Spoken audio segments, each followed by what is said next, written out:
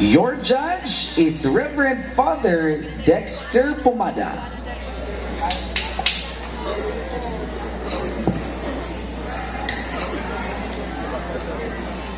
Okay, good evening, Miss Kadongo. Good evening to Your all. name is Shelly. Yeah, Shelly. Shelly. Okay, you know the name, the meaning of your name, Shelly. I haven't researched about yet, Father, but I believe that Shelly is the kind of person who is kind, who is loving, and who is responsible. Okay, very good. Responsible the guy. Responsible the guy. And what is your motto in life? Well, my motto in life is remember why you started. And please explain your motto in life. In life, we fall and sometimes we give up so easily. That's why we must always remember why we started, and so in order for us to focus on our goals, that would be all. Okay. Yeah. So you started good every day. And your final question is, what steps, I will emphasize, what steps would you take to promote youth leadership, development, and ensure the young people have access to opportunities to develop their skills and abilities? So steps. Okay. Please repeat the question. Okay, I will repeat my question. What steps would you take to promote youth leadership development and ensure that young people have access to opportunities to develop their skills and abilities? Skills and abilities. Thank you for that question, Father. I believe that leadership is not just about titles, positions, or work hours, but it is about building relationships. Teamwork, communication, and listening to other people's perspective are good ways in promoting exemplary youth leadership development. Building a good relationship towards our team is a great opportunity for us to grow, for us to enhance our skills and capabilities, and for us to expand our knowledge. Thank you. Thank you, Ms. Kedong. There you go. Thank you so much, candidate number 5 for the female category. May I request Miss Fe Mavil Tano.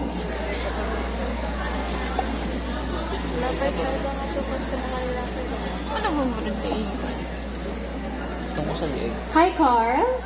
Hello, good evening. Good evening. How are you feeling? I'm feeling very fine and excited. That's great. You look so handsome tonight. Thank you. Alright, so reading in your bio data, it says your advocacy is ecological integrity. Yes. How will you implement your advocacy here in St. Augustine Academy?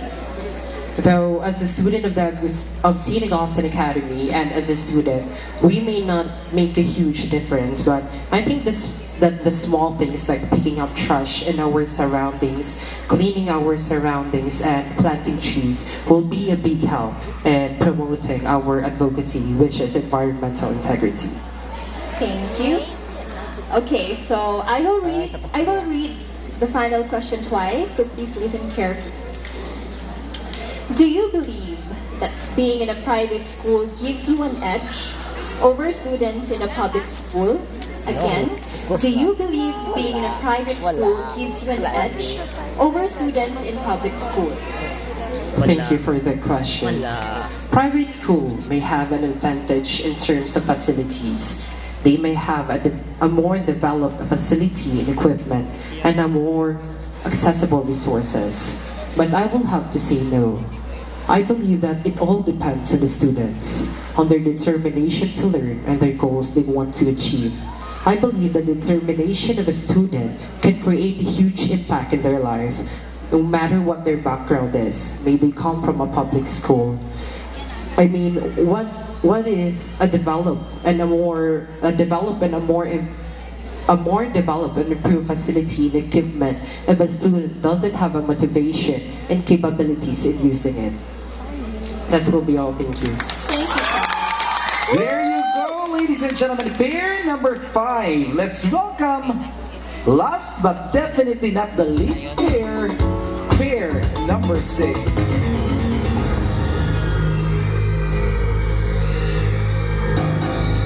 And of course, please stand by because right after the interview portion will be the Cebu Closet Dolls. Good evening, candidate number 6. Good evening, sir. All right, I won't hold you long. I will turn you over to Reverend Father Dexter Pumada. Okay, good evening, Miss Himpayan.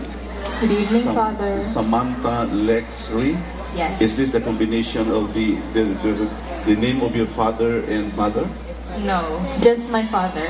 Ah, Samantha and Lex are my own. Okay, Samantha. Okay, your motto in life is, if life were predictable, it would cease to be life and be without flavor. What do you mean by this? If life were to follow a single plan, if it were to be without spontaneous happenings and surprises, I would find it very boring because surprises and those spontaneous moments of my life are those moments where I really learn about myself and what I can do to my community and for all those around me. For example, this pageant is one of those spontaneous moments, and although I have prepared enough, I am well assured that this is one of the moments of my life that give it flavor. Okay, very good. You want to become a lawyer? Yes, I do, Father. Okay, not Agustinian sister. Okay, so do you have a family, an uncle, or your father is a lawyer? Yes, my father is a lawyer. Okay, so this is your final question, Miss Limpayan. How can the voices and perspective of individuals living in poverty be included in the design and implementation of poverty alleviation efforts? Again, I will repeat. How can the voices and perspectives of individuals living in poverty be included in the design and implementation of poverty alleviation efforts? For me, the best way to solve a problem is to address those who are involved in it directly. In order to include the voices of those in poverty, we must listen to them. In order to see their perspectives, we must recognize them and make ourselves aware of the many individuals that live in this kind of situation. In order to include the poverty in solving poverty is to simply ask, is to simply learn from the people you want to serve, because people have a right to say what they need in matters that regards to them. So for me, to solve poverty, I must ask those who are in poverty because they know what is best and they know what I can do to help them. That is all, Father. Thank you. Okay, thank you, Miss Limpayan.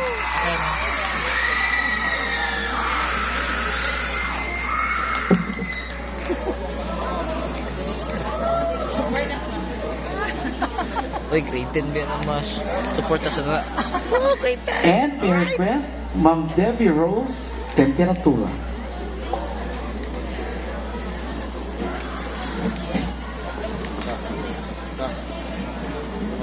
No. Good evening, candidate number 6. You are astray. Yes. Okay? How tall? You stand. What's your height? 5'6". 5 feet and 5'8" and 6 inches tall. Ha? oh wow, complete. 5 feet and 5 feet. 8 inches tall. If I made at the age of 15. Okay, astray. Why you chose to have this motto? Live, laugh every day to its fullest. For who knows, tomorrow may not be. Okay. Why you chose this? To live every day is something that is precious. To love, to learn to love, and to know who yourself. Living life to the fullest is something that God has given us to all to live. And that is a precious gift that is given to us that we all take. Very good. So you want to live life to the fullest every seconds of the day. So your final question: how can you collaborate with other students, teachers, and members of the community to promote gender equality and create a more inclusive and equitable society?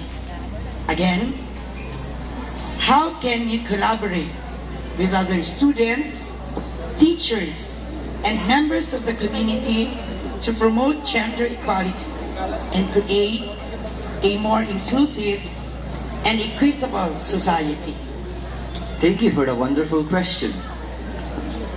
As of now, gender equality is a big issue among countries.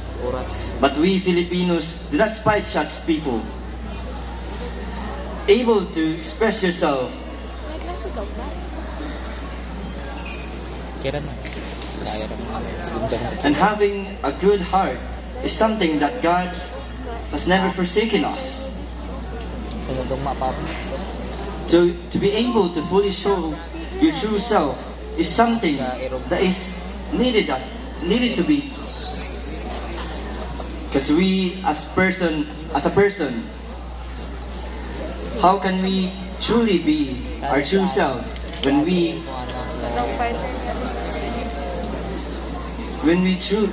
do not show our true selves to others?